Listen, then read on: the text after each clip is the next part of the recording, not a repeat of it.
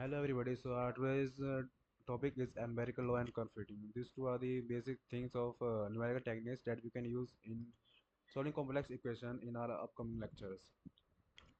So we'll start from empirical law. So this law states that whichever equation that relate two variables with each other can be called as a law or empirical law. Like some of you have seen the equation like y equal to mx plus c. Cool. Now this equation defines the straight line, or it can be called as law, because here we are relating x to y, means we are relating two variables with each other. Or another example could be like in heat transfer, temperature depends on the length. Temperature depends on the length of a metal bar. So the equation which can define this relation is called as empirical law, or can be called as empirical law. Cool. So now moving forward to scattering method.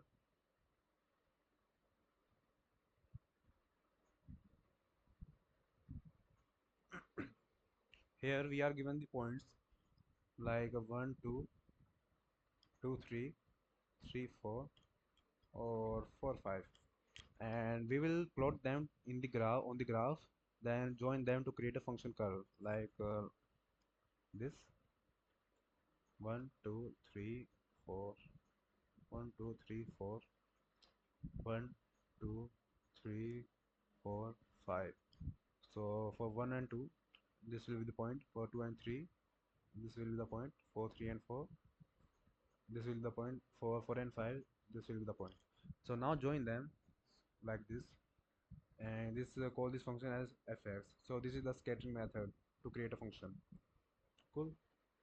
Now the most important part of this lecture is curve fitting method.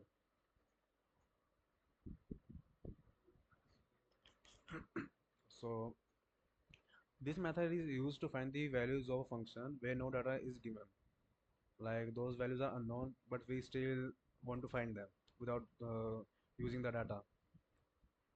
So like assume the equation like y equal to mx plus c. Now this equation is of straight line, so we can integrate them or put a summation on them till n. So I'm going to put summation on each side till n. So this equation will become summation of y m dot summation of x plus summation of c, and this term can be written as n dot c because I am summing all of the terms till n. So this will become n dot c. So our base equation will become summation of y m dot summation of x plus n dot c. Cool. So this is our base equation. Now here we got one unknown variable like c. So we will divide x only one time to each side. Let's multiply it.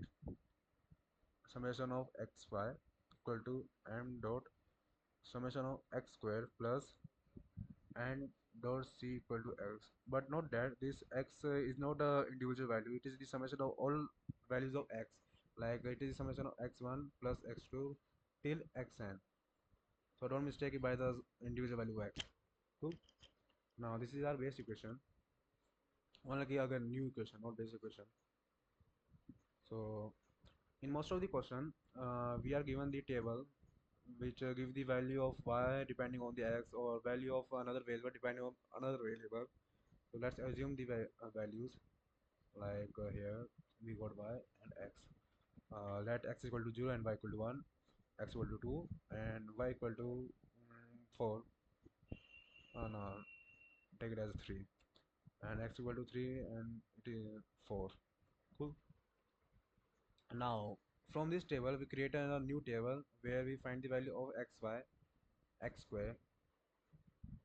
So let's create it: xy, x square. So for x equal to 0, y is 1, so it will become 0, and x square will be also 0. For x equal to 2, y is 3, so it will become 6, and x square will become 4. For x equal to 3, y is 4, so it will become 12, and x square will become 9. Cool. And now we'll calculate the total of them. For xy it will be 18, for xy it will be 13. This is this is equivalent to summation of xy. This is equivalent to summation of x square. And for this it can be written as summation of x, 5 5. Now put these values in the equation. So xy is 18 and m dot 13 plus n dot c 5. Assume m as 1. I mean it can be any value. I'm just assuming it as 1 for easiness. So let's assume as 1. So equation will become 18 equal to 13 plus n dot c 5. So we'll find the value of nc. It is the 5 by 5, so 1. Nc is equal to 1. So now depending on the values of n, we'll find the values of c. But note that n is will be always an integer. Cool. So this is the curve fitting method. Once we find the value of c, we'll put it in the original equation, this equation, and this equation, and it will be a fitted curve or the best fit of the curve. Cool. Now, now the last topic is method of group average.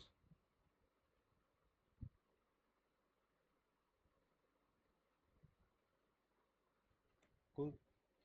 Now this is very helpful in statistic because we find the average of a function, and like average salary or average median, whatever you call it. So this is used to find the average value of the group values of a function. So yeah, it is very helpful in statistics. So we have to learn it anyways. So first by drawing the graph, like let it be a straight line going through the first quadrant, and I'm assuming some values, expected values, uh, close to calculated one, like p1, p2, p3 till pn. Now where this value cuts the graph, call it as m1, m2, m3, mn. Cool. Now we are here we are assuming that sum of residuals are 0. Okay. And points on axis can be called as L1, L2, L3, Ln.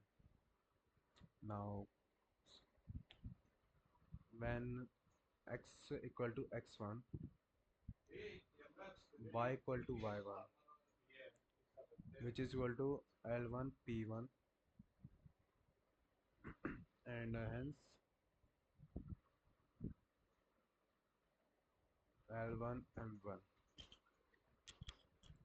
Now this one is length of this, and this one is the this one. Cool. Or it can be written as, I'm just putting the n variable instead of integers, ln pn, or l1 ln mn. Now we will move it to the another side, and it will become y minus a plus b xn equal to ln mn, and here y is ln pn.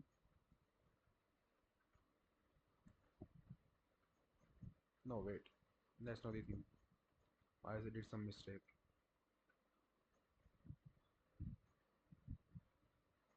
ये नहीं है. Move it this to the other side. So y minus ln mn equal to a plus b xn. Cool. Which is equal to mn pn, and give this a name en, which is the difference of this value and this value, and this is the en. Or This is the error that we are getting in the expected values and calculated values. Cool. Now, now we will add every values x1, y minus x2 till y minus a plus b xn. Now, summation of this I is 0 because we already assumed that some of residuals are 0. So if we do summation, y will be equal to k. Here it will be k plus 1. Y into k minus ak minus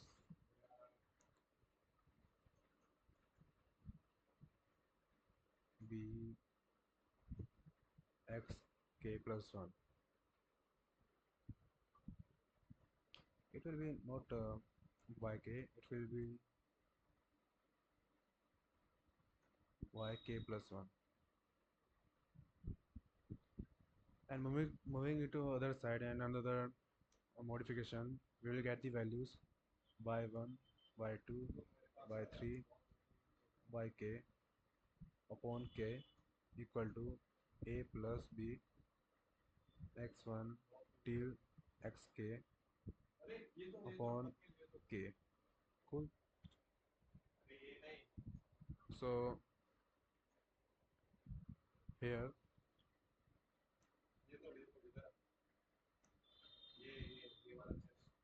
k is the average value of the group of x